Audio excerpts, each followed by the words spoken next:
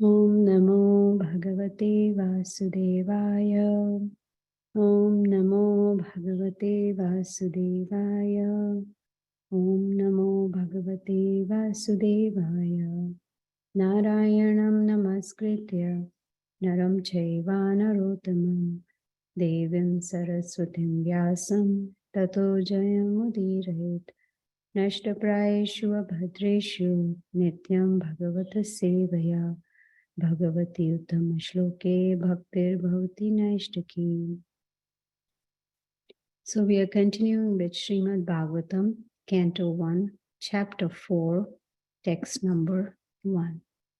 Vyaso Vacha Iti Bhuvanam Samstuya Muninam Dirgha Satrinam Vriddha Kulapatihi Sutam Bahavrichaha Shaunako Braved. Translation and purport by Srila Prabhupada. Srila Prabhupada ki jai. Vyasadeva said, on hearing Suta Goswami speak thus, Shaunaka Muni, who was the elderly, learned leader of all the rishis, engaged in that prolonged sacrificial ceremony, congratulated Suta Goswami by addressing him as follows. Purport. In a meeting of learned men, when there are congratulations or addresses for the speaker, the qualifications of the congratulator should be as follows. He must be the leader of the house and an elderly man. He must be vastly learned also.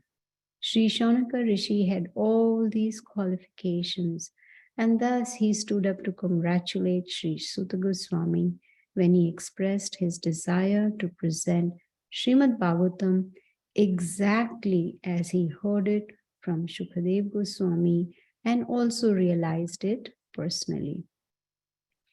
Personal realization does not mean that one should, out of vanity, attempt to show one's own learning by trying to surpass the previous Acharya. He must have full confidence in the previous Acharya, and at the same time, he must realize the subject matter so nicely that he can present the matter for the particular circumstances in a suitable manner. The original purpose of the text must be maintained. No obscure meaning should be screwed out of it, yet it should be presented in an interesting manner for the understanding of the audience. This is called realization. The leader of the assembly, Shaunaka, could estimate the value of the speaker, Sri Suta Goswami, simply by his uttering Yathadhitam and Yathamati, and therefore he was very glad to congratulate him in ecstasy. No learned man should be willing to hear a person who does not represent the original Acharya. So, the speaker and the audience were bona fide in this meeting where Bhagavatam was being recited for the second time. That should be the standard of recitation of Bhagavatam so that real purpose can be served without difficulty. Unless this situation is created, Bhagavatam recitation for extraneous purposes is useless labor for the speaker and the audience. Om Agyana Timirandasya Gyananjana Shalakaya Chakshurunritamena Tasmai Shri Gurave Namaha. Translation once again. Vyasadeva said, on hearing Suta Goswami speak thus, Shaunaka Muni, who was the elderly, learned leader of all the rishis engaged in that prolonged sacrificial ceremony, congratulated Suta Goswami by addressing him as follows. Hare Krishna to everyone. Excuse me, very nice to see you all after a long time. Sorry, it's because of me. I think we are missing a few months in between, but I will try to maintain monthly class. So just now when I was reading the purport, where it says, he must be the leader of the house and an elderly man. Yesterday I had gone to do a program, and there were some children who were reciting Bhagavad Gita shlokas and chanting bhajans, etc. So during prasadam time, this girl, little girl, she must be about 8 or 9 years old. She walks up to me and she said, how did you come here? I said, I drove. You drove? I said, yes. I was wondering why is she so surprised that I drove a car. She said, I asked her, why are you so surprised? She said, but you must be 80 years old. How can you drive? And I was like, women like to be called you're 15, 16, or 20 or 25. And here I'm 65 and she thinks I'm 80 years old. That made me realize I am an elderly woman indeed. And that was really funny. And then she said, oh, but how old are you? So I said, I'm 65. Nah, she said, nah. So we see here, Shaunaka Rishi, he's been considered as an elderly man. And Vyasadeva is relating the conversation between Sutta Goswami and Shaunaka Rishi. Srila Prabhupada in his purport is mentioning very important Vaishnava etiquettes. And one of them is that the person who's hearing is congratulating the speaker. That is, Shaunaka is congratulating Sutta Goswami, because Sutta Goswami is presenting Srimad Bhagavatam as it is. No additions, no subtractions, right? Just like he heard it from Sukadev Goswami, just like Sukadev Goswami heard it from Vyasadeva. So Sukadev Goswami spoke, Sutta Goswami heard. Sutta Goswami spoke, Shaunaka Rishi heard. So similarly, when Srila Prabhupada spoke, we heard it, right? So in the purport, Srila Prabhupada, he talks about the qualifications of someone who's congratulating. So like we heard in the beginning when we started Bhagavatam classes, in the very first beginning, we heard that there are qualifications required for speaking and also hearing. It is not that just anybody can speak or anybody can hear. So there are qualifications. So in this chapter, in the very first verse, we see even the congratulator has to be qualified, has to be elderly, has to be a leader, has to be learned, which Shaunaka Rishi was, you see. So we can, from this, we can see the beauty of the parampara. Everything is so according to the scriptures. It's not haphazard. It's not what I think or what is my opinion or what is that one's opinion. It's very strict, bona fide knowledge. No additions, no subtractions. And Prabhupada says there's no show off. Sometimes we may hear that someone is reciting so many verses, from Bhagavatam, or, just, it's like a scholar. But is that person in the parampara? Is that person trying to show he or she is better than their guru? No, that is one of the qualifications of the speaker also. Does not want to show I am better than my guru. That is actually an offense. And also we have to see when we give this knowledge, it should be based according to Desha Kala Patra, according to time, place, and circumstance. I'll give you an example, which I give many times. If I am teaching, little children, maybe in the first grade, and I'm going to teach them 2 plus 2 equals 4. I'm not going to teach them calculus because they cannot understand. They haven't understood the basics. So there's no point. But if I go to a 10th grader, in that classroom, I'm not going to teach them 2 plus 2 equals 4 because they already know it. But I will teach calculus. So you see the difference. It's not that the little ones are not intelligent and the high school kids are more intelligent. No, it's just according to their situation. They are in that position where they, have these little, they're just learning. These little ones are just beginning to learn. So they're learning basic knowledge. Similarly, when we also give this knowledge to others, we must first see who is there in the audience, who are we speaking to. We should be hearing more than speaking. First, find out what is their level of knowledge, where do they come from, what is their family background, how much do they know about spirituality, and based on that information, we should give this knowledge either of Bhagavad Gita or Srimad Bhagavatam. So Srila Prabhupada in this purport gives a very nice information about realization. What is realization? Right? He says, first of all, the speaker should maintain the purpose of the text of the verse, right? And present it in an interesting manner so that the audience can understand. That is realization. Did we ever think this is what realization is? No, we would have thought, oh, realization means, oh, I'm chanting very nicely. I know so many verses and I understand the Bhagavad Gita, etc. That is not realization. See, so here we see Shaunaka Rishi. In fact, in this whole chapter, we'll see that Shaunaka Rishi, he realized the value of the speaker, Sutta Goswami. So he congratulated him, that, okay, here is one bona fide guru who is giving us knowledge.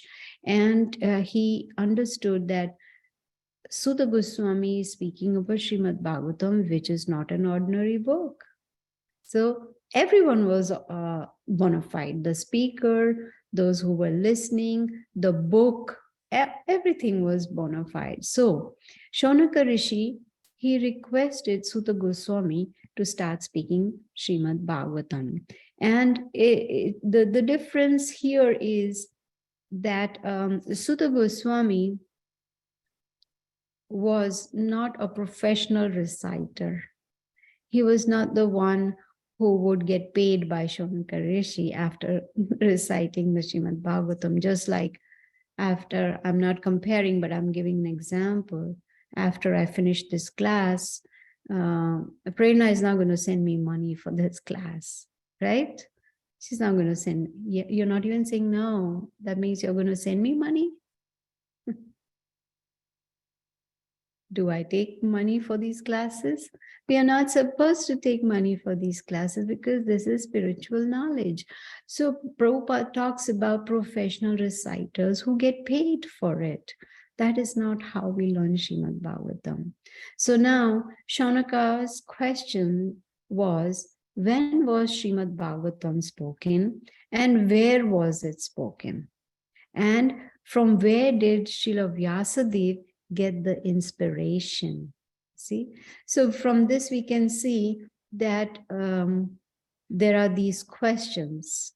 Questions are a sign of intelligence. Inquiry is very important. That's what we learn in Bhagavad Gita, because when we inquire, we remove our doubts. And when we remove our doubts, there is clarity. And when there is clarity, we start becoming self-realized. So Shaunaka Rishi, he talks about Sukadev Goswami, who's the son of Srila Vyasadeva. And Sukadev Goswami, we've already heard, a great devotee, many qualifications, equibalanced, he believed that there's only one God. He was transcendental. He was unexposed, which means he was not affected by materialistic life. Even though, he was so spiritually elevated, he still pretended to be ignorant, even though he had full knowledge, he appeared to be dumb, he was a liberated soul. But still, even though he pretended to be dumb, he was very alert. He was very, always alert to make sure Maya does not strike him. See, this is very difficult for someone who is conditioned to understand, because most people are asleep, not in the sense really asleep, but asleep due to Maya, which means they don't have knowledge. They are unaware of spirituality. They are unaware of Bhagavad Gita, Srimad Bhagavatam. That is called being asleep, being ignorant. So when we are in knowledge, then we are not asleep. So liberated people are always awake. Now, that doesn't mean they don't sleep at night. They do. Scientifically it's proved 6 hours of sleep is enough. But when we talk to people in general, they say, no, 8 to 10 hours is, what we require. That is oversleeping. So liberated are always awake, which means they are always in knowledge and they become indifferent to matter. So in this chapter, we see that there is a beautiful pastime of Vyasadeva and Shukadev Goswami. I'm not sure if any of you have heard that Shukadev Goswami is the son of Vyasadeva, and he was in the womb of his mother for 16 years. In fact, today is Mother's Day. Happy Mother's Day to all of you. Imagine if our child was in our womb for 16 years. I don't think any lady would want to become a mother in their life. They say 9 months is a huge deal, especially the last month. It is the most difficult one. I was going to say miserable one, but that's not the right word. Difficult one. 16 years in the womb of his mother. Why didn't he come out? He did not want to come out because of afraid of Maya. And here we are walking in this world without being afraid of Maya, doing whatever we want to do, saying whatever we want to say, going wherever we want to go, eating whatever we want to eat. Not afraid of Maya at all, but he was very afraid. So he didn't want to come out. It's only when Vyasadeva promised him that Maya will not touch you that he came out. But as soon as he came out, he left the house. As soon as he came out, a 16-year-old out of the door, he left immediately afterward. But when he started leaving, Vyasadeva started running behind him, my child, where are you going?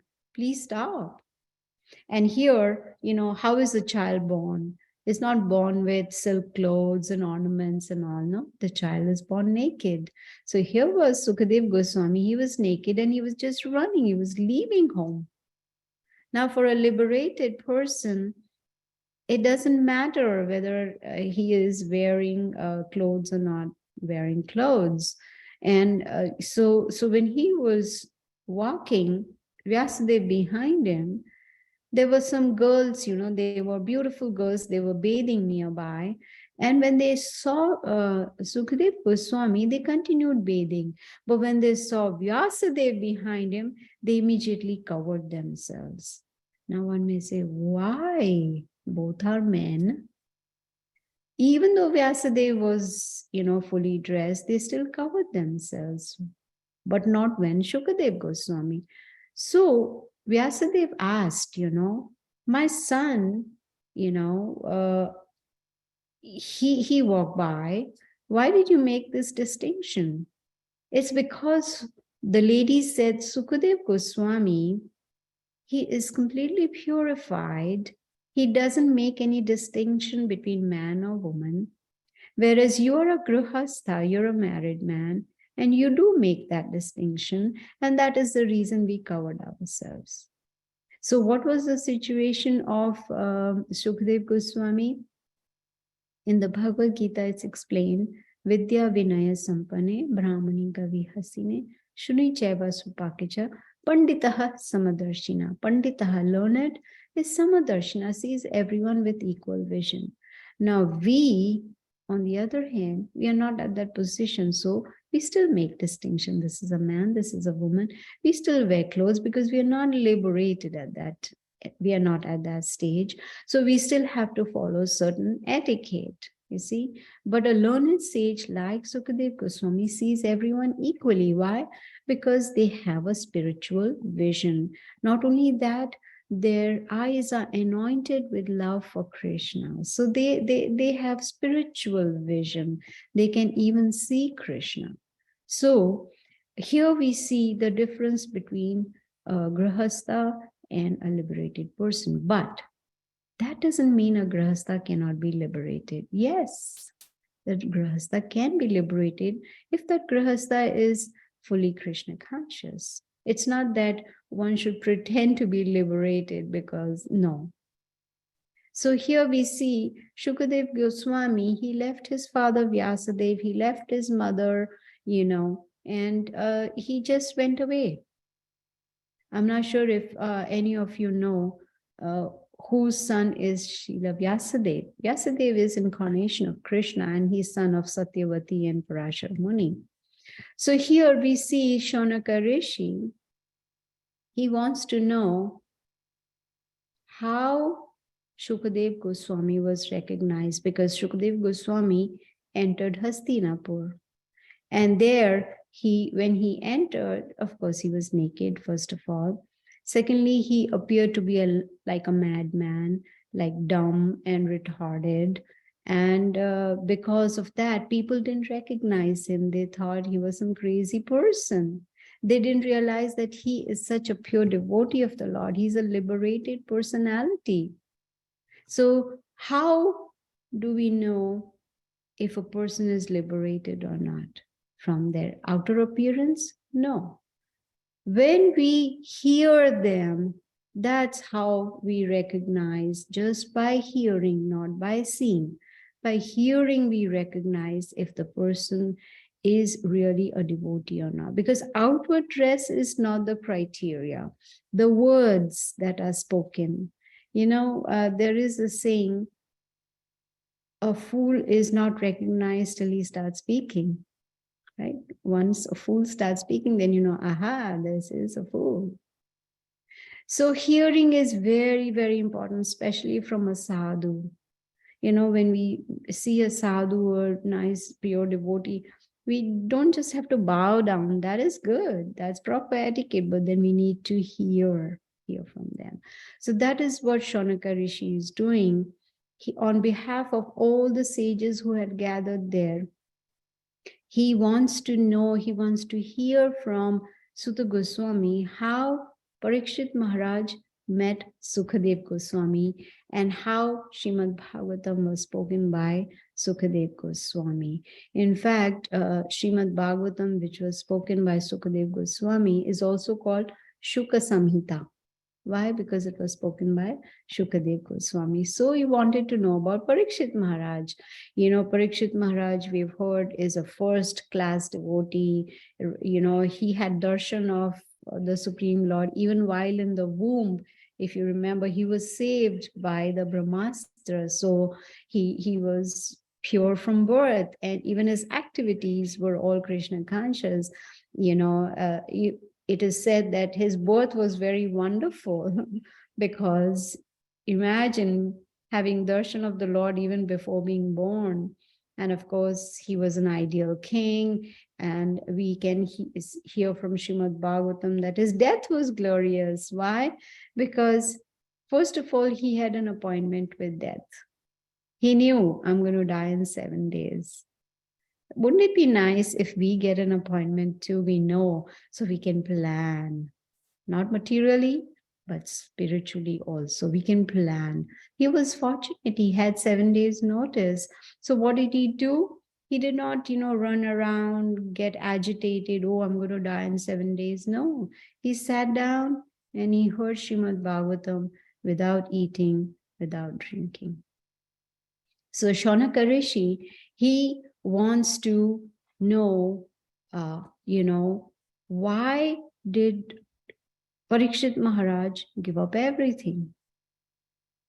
Why did he fast till death? Why did he hear Srimad Bhagavatam on the banks of Ganges? You see, he had everything. He had beauty, wealth, fame, power. He had everything, opulence, everything he had. He was young, he was energetic, he had a lot of strength, everything he had. So why did he want to give up everything? You see, when we acquire something in this material world, we hold it very dear to ourselves. We don't want to let it go. And so here the question was, why did he leave all this? Because he was a devotee of the Lord. He had all the good qualities, and that is why he was not attached to all the worldly possessions. So when Shaunaka Rishi asked such wonderful questions, Sutta Goswami, he started answering the questions of Shaunaka Rishi. Now, Vyasadeva, he was in Badrikashrama, where, it is said Saraswati flows. I've heard that now Saraswati is not visible, but Vyasadeva, he sat down to concentrate. So here Sutta Goswami is giving the background of how, Srimad Bhagavatam came about. So here Vyasadeva, he sat down to concentrate, and he saw, he's Krishna, so he saw the future. He saw Kali Yuga approaching. He could understand that people in Kali Yuga, he's talking about us, people in Kali Yuga will be in full darkness, which means in ignorance. They won't have knowledge. There will be no enlightenment in spiritual knowledge. They will not, of course, many disqualifications are given in Srimad Bhagavatam when we go to the later cantos towards the end, that the people in Kali Yuga are going to be lazy, quarrelsome, unfortunate, unlucky, misguided, etc., etc. But there is one good qualification of Kali Yuga, that just by chanting Hare Krishna, Krishna Krishna, Hare Hare, Hare Ram, Ram Ram, Hare Hare, one can go back to the spiritual world. You see? So Vyasadeva, he could see the degradation in Kali Yuga. He could see that people are going to be faithless. Their life duration will be reduced. Like in Satya Yuga, people live for 100,000 years. In Treta Yuga, 10,000 years. Dwapar Yuga, 1,000 years. And Kali Yuga averages 100 years. So you can imagine. But as Kali Yuga progresses, there's going to be more degradation. The lifespan also is going to be reduced. It is mentioned, Srila Prabhupada says in the later cantos, that after a couple of 100 years or whatever, 1,000 years, the duration, if a person reaches the age of 50, will be considered very old. Very old.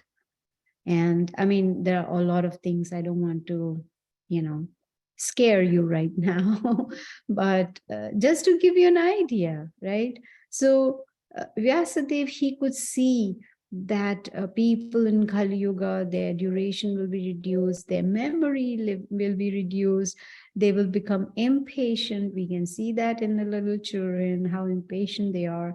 There's going to be a lack of goodness, there's going to be hypocrisy, you see. So that is why Vyasadeva, he decided to divide that one Veda into 4 parts: Atharva Veda, Rig Veda, Yajur Veda, and Samaveda. Now the Vedas, he entrusted to different learned scholars. And then those scholars, they entrusted it to their disciples, and that is how it started coming down. So Vyasadeva, he from one Veda, he edited it in such a way so it becomes easy for people to understand. But it's not easy to understand the Vedas. The Vedas are so vast.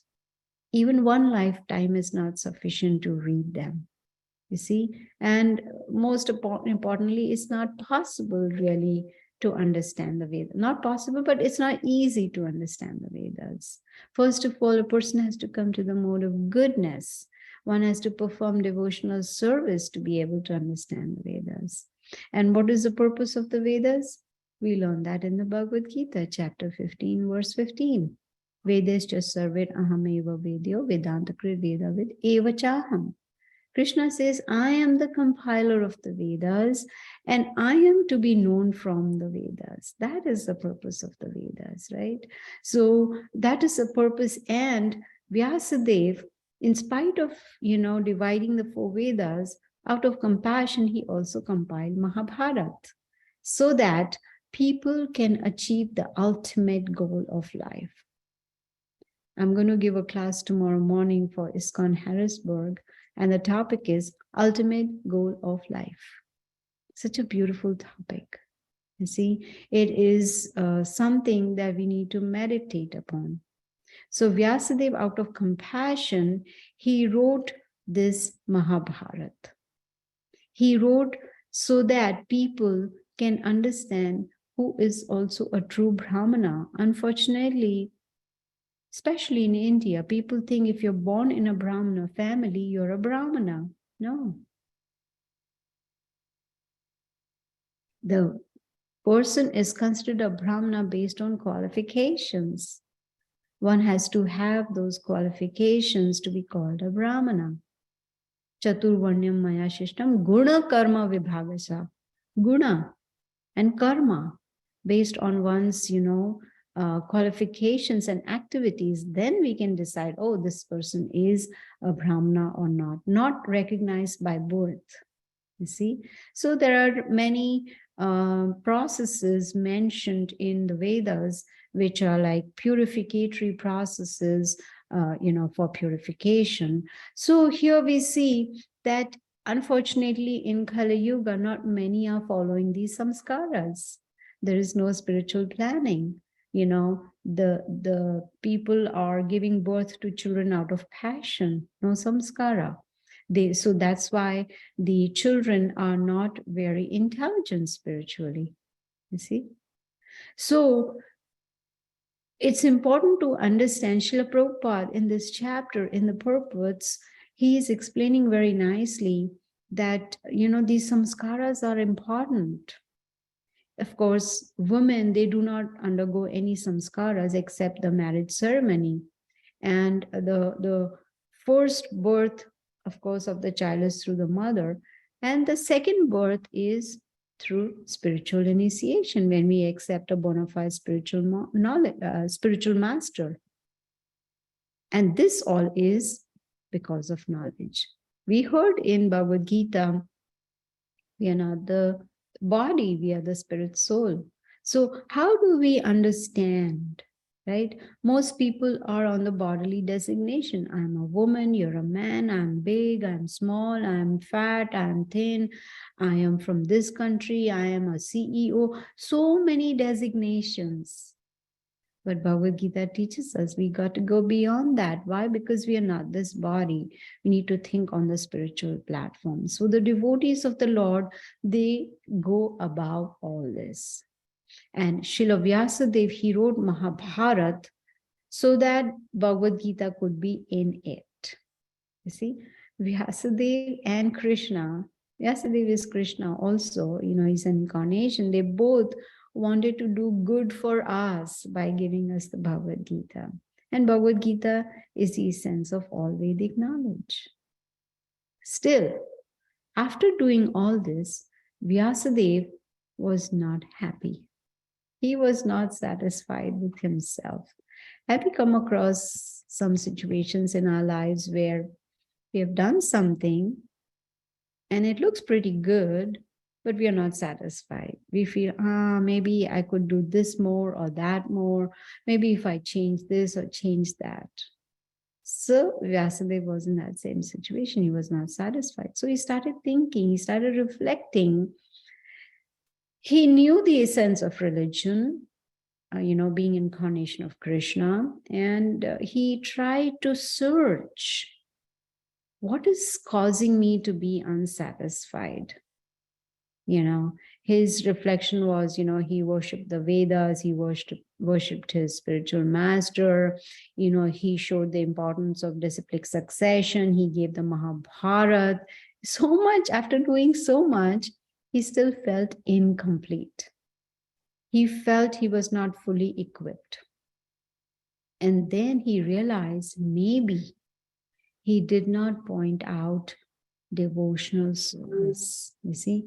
So, unless one is fixed in devotional service, one cannot be satisfied.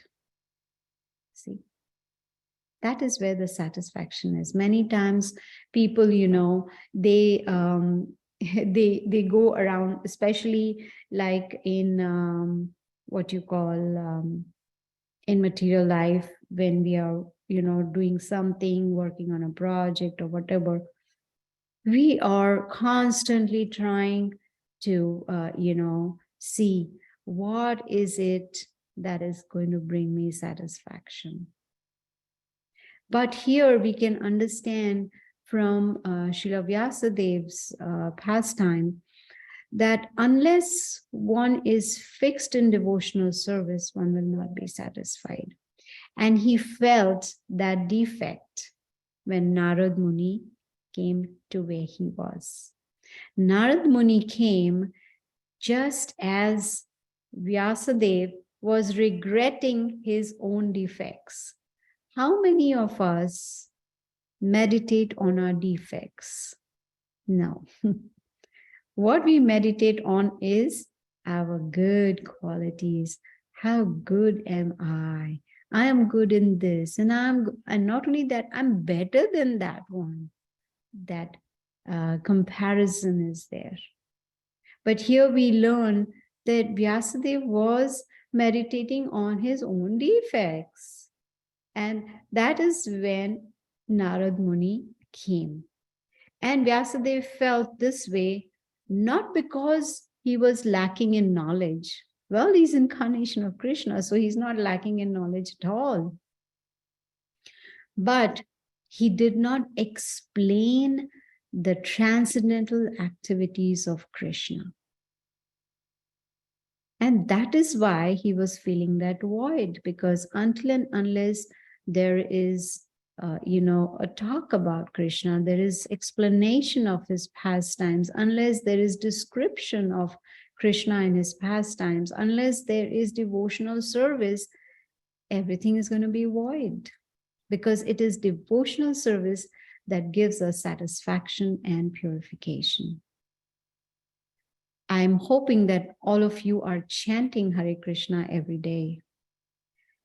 Does any of you feel morose, distressed, depressed while chanting?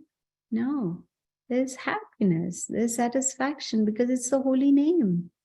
Yesterday, there were a lot of children reciting, and so then there was a competition between the children chanting and the parents chanting.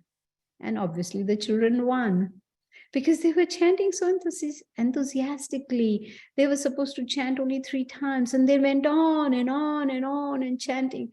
Whereas the parents, they chanted 3 times and they stopped. And I inquired from the children, why are you all smiling while chanting? And they said, we are happy. That is the result of chanting. So imagine if we chant 16 rounds every day, how much peace, happiness, and satisfaction we will get. You see? So here we see that Vyasadeva, he's realizing that it is devotional service that brings satisfaction and purification. Narad Muni came, and as soon as he came, Vyasadeva got up, because here, he's a spiritual master who's come to guide him. So obviously he offered his obeisances, respectfully worshipped him. And it is said in this chapter that he gave him same respect as is given equal to Brahma. That is a position of a spiritual teacher. Why? Because why did he give same respect as Brahma? Because Brahma was the first person to hear. Krishna gave knowledge to Brahma, Brahma gave it to Narada, and Narada is giving it to Vyasadeva. So here Vyasadeva knows that Narad Muni is a representative of Brahma, and that is why he gave the same respect. So all the disciples in Parampara should be equally respected. This is Vaishnava etiquette. And if we if we lack in Vaishnava etiquette, then it becomes an offense. And so it is very important that we follow Vaishnava etiquette. Now, to follow Vaishnava etiquette, we need to have knowledge about it. Now, that could be a seminar by itself, Vaishnava etiquette. But just to, sum up this chapter, it is talking about proper Vaishnava etiquette, proper behavior, is talking about how we should, hear respectfully, speak respectfully, and also talking about how Shukadev Goswami, who is also in the parampara, is explaining Srimad Bhagavatam to Parikshit Maharaj, he being a completely liberated soul. We understood the difference between, Shukadev Goswami and Vyasadeva, who is a grihastha. We also understood how important it is to inquire, because inquiry is a sign of intelligence. And finally, we understood that Vyasadeva was feeling dissatisfied because he had not glorified devotional service. He had not glorified Krishna and his pastime. So devotional service is very, very important. And the first step of devotional service is chanting. Chanting Hare Krishna, Krishna Krishna, Hare Hare, Hare Ram, Ram Ram, Hare Hare, every day, 16 rounds, very attentively, without offenses. We become lazy, we become lethargic. We think, I have a long life to live. I'm going to chant later on. Right now, I'm so busy. I have so many things to do. I have to take care of my family and my job and my relatives and my friends and my social life and this and that. The list is endless. Just think about it, that there is a weighing scale. And on one side, you have all these things that are keeping you away from Krishna. And then here on the other side is Krishna himself with his open arms. He's saying, come, just chant and come back to me. And we say, just wait. I have a lot of important things to do. You see, I'm a very busy person, and I'm also a very special person. So you can wait. I'll come to you when I'm very old. I cannot see. I cannot hear. I don't have teeth. I'm using a walking stick to walk. That's when I'm going to come to you. Say, I got married today. I'm not 80 years old, but say I am 20 years old or 25 years old and I got married today. And, I meet my husband and my husband says, you know what? I have a lot of important things to do. I'll come back after 25 years. Will I wait for him 25 years? I would be stupid to do that. No, I'm not going to wait 25 years. Well, if I'm not important to you right now, why would I be important to you after 25 years? So I'm going to go from there. He is gone, I'm gone. That is our situation. If we are going to not give our time to Krishna, it's only 2 hours every day. He's given us 24 hours. And if we cannot take out 2 hours for him, Krishna will say, well, I think I'm not your priority. So let me go to someone who is making me his priority. Does that make sense? This is what we do in our material life too. When we say, I invite you to my house and, I say, please come. And I don't even look at you. I don't even talk to you. I don't even offer you water. Nothing I do. Will you come back? No, you will feel that, oh, this is so disrespectful. We are not important to you, so why should we come to you? So Krishna, he sees our intentions.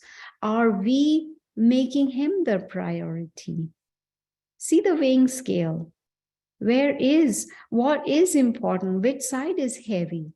If it's Krishna, well and good. We are on the right path. But if he's not our priority, then Krishna will not make us his priority. So we need to meditate on this. So chanting 16 rounds every day is the bare minimum.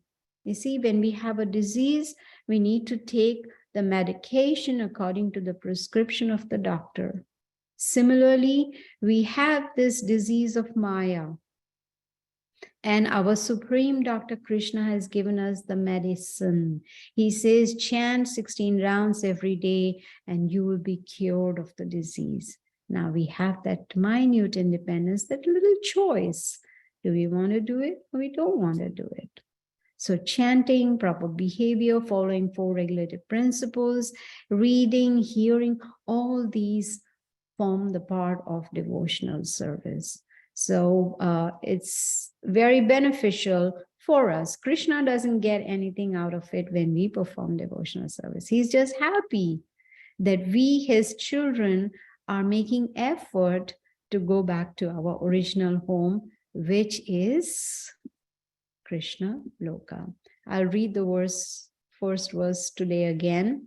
Vyasadeva said, on hearing Sutta Goswami speak thus, Shaunaka Muni, who was the elderly, learned leader of all the rishis engaged in that prolonged sacrificial ceremony, congratulated Sutta Goswami by addressing him as follows. So I'll end here if anyone has any questions or comments.